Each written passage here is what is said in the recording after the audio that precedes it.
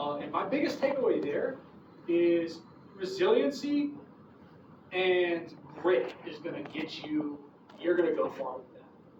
There are so many people that did not get in the first time that got rejected. I thought I got rejected. I'm very, very lucky I got it the first time. Got my wait list letter. They only interview so many people, so I don't even remember how many they interviewed. They only take so many. I don't want to touch too close on what I can't say. I was looking on this. It was pretty supportive where it's like, whatever, okay, I'm going to pretend I didn't even get accepted. What am I going to do to fix my stuff? I know my patient care experience is not my problem. I was like 5,000 or 6,000. That's okay. There are a couple classes that I got some C's and B's in. Let me bump that up real quick. I mean, you want to show progression when you do your second application. There's people that have gotten off the wait list, myself included. There's people that have applied 3 times and didn't get it until the 3rd time. But they also look at that repetition. I mean, granted, I do want to caveat and say, if you're applying like 4 or 5 times and it's not happening, it's just why not be happening. I wouldn't stress yourself up financially. Or do something else in medicine that's kind of closer to it. Get a master's in something else. A whole new GPA to look at aside from your bachelor's. And it's that. Move on over. Go do like imaging.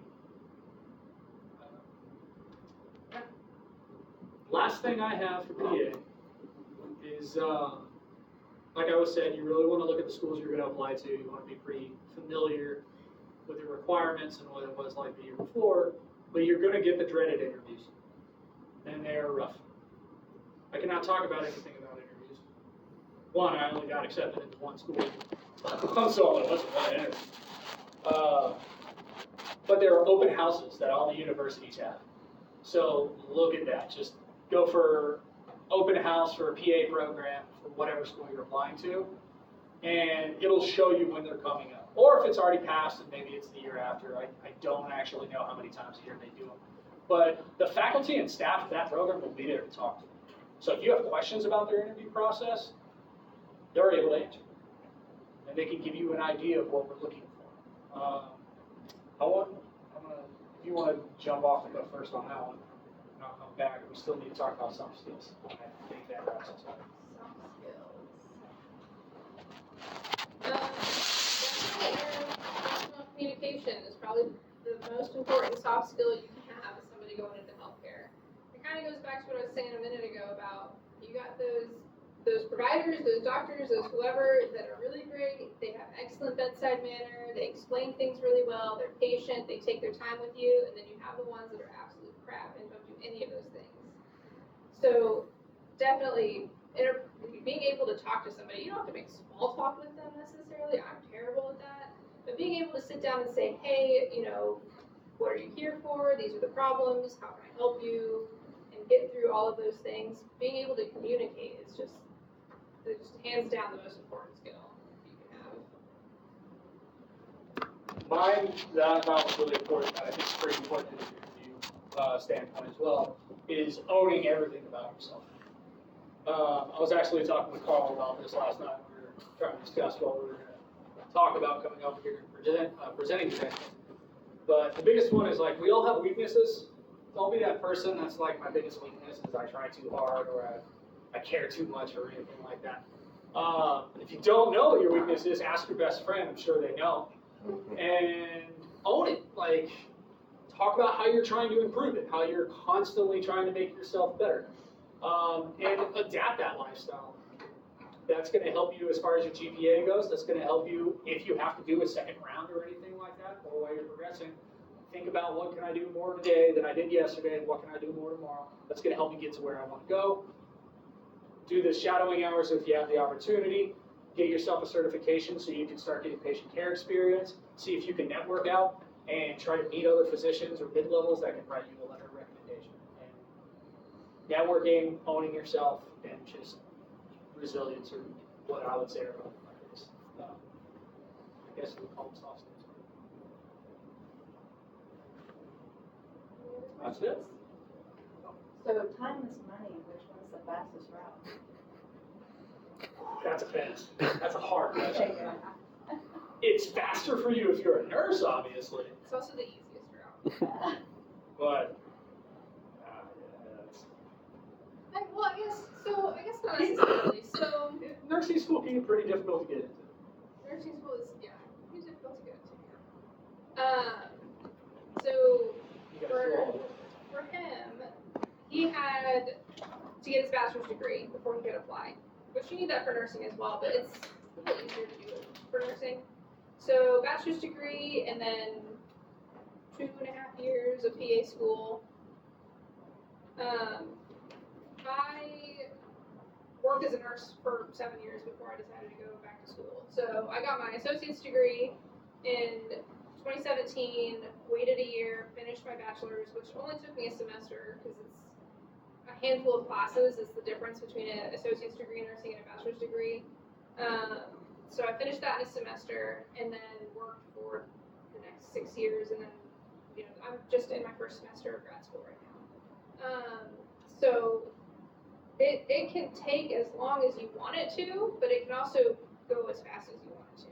So once you get 2 years of prereqs, 2 years of nursing school, if you're able to finish your bachelor's degree in a semester or two, I highly recommend doing it that way. It's online, you do it at your own pace. It's very easy, just a bunch of papers, it's a lot of writing. And then work most NP schools want you to have at least a year of experience as a bedside nurse before you apply to their program. But I have people in my classes right now that have been a nurse for 1 year. I have people in my classes right now that have been a nurse for 20. So nursing, you kind of do it at your own pace. PA is kind of like you finish your degree and then you immediately start, before you even graduate, you're starting to apply to those schools. So, he started applying to PA school. You started about a year before you graduated, right? Or 2 semesters? Yeah. Well, I started getting ready for the applications. Applications don't open that early. Why so early for the VA? Say again? Why so early? Why is it so early? I just was, because of other people that I knew, like in the field, right? Like meeting other physicians and PAs or NPs and whatnot, talking about, you really are going to need to have your personal statement, right? You need to think about, are you going to do any shadow hours? Or you need to start studying for the GRE. So it's not like I started filling out my application 6 months before. I started prepping for that 6 months before.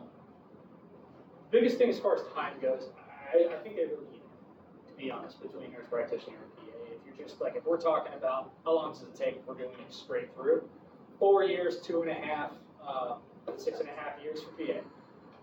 Nursing school, 3 years, 6. And also 2.5. Also go part-time though.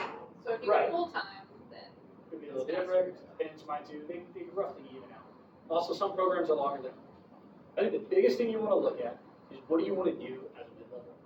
PA and P, they're essentially the exact same thing. There's not really a difference. They are replaceable, but there are very select differences that they have that they can do. Like, do you want to do surgery? That's a big thing as to why people want to go PA. You can't really do that as an NP. You have a lot more autonomy. Is that important to you? You want to be able to prescribe whatever you want. You can do that as an NP. You're not going to really be doing that as a PA. Do you want to be really kind of tied to one area without having to do kind of a little more training to move, or do you want to be able to move to whatever field you want to? And Then you're going to want to do PA. generally when you're applying, so in order to apply to PA school, you have to be a nurse first. So whatever field you're working in, generally that's the field, or something similar to that field is what you're going to be doing, or what you're going to want to do as a PA. So my experience, I worked in a trauma ICU for 6 years, 6 of the last 7 years. And now I infuse people with ketamine and put them through psychotherapy. So super different things, but I could have gone to NP school to become an acute care NP, to work in an ICU and do those critical care things, but that wasn't what was important to me. I wanted to do work with the psychiatric community, so I went psychiatric nurse practitioner. I wouldn't go and say, as an adult ICU nurse, become a pediatric nurse practitioner. That just wouldn't, you're going to kind of have an idea of where you want to be when you're done with school because you're already working in the field. PA is a little bit different because those folks go in with no expectations, no medical training for the most part. And so they learn everything. It's the expense. That's great. So they learn everything that gives them the opportunity to go into whichever field that they choose. I could add, one thing about when you were talking about timelines of your prep for your applications, when you request letters of recommendation, please give them advance notice, at least a month, if you want to make sure you get a good letter. Speaking as someone who often receives requests for letters of recommendation, if I get the request the night before it's due, it's not happening. So make sure you're accounting for that in your plan. Try and as you go, try to identify potential letters, people who could write you good letters. And the more people you can add to that list, the better, because you may encounter a situation where they're just not available to write a letter for you. Just they're going on leave and they can't do it this year for you. Then, well, that's okay. I've got 5 other people I can choose from. Any other questions? Well, thank you guys for having us. Appreciate it. Listening to us talk.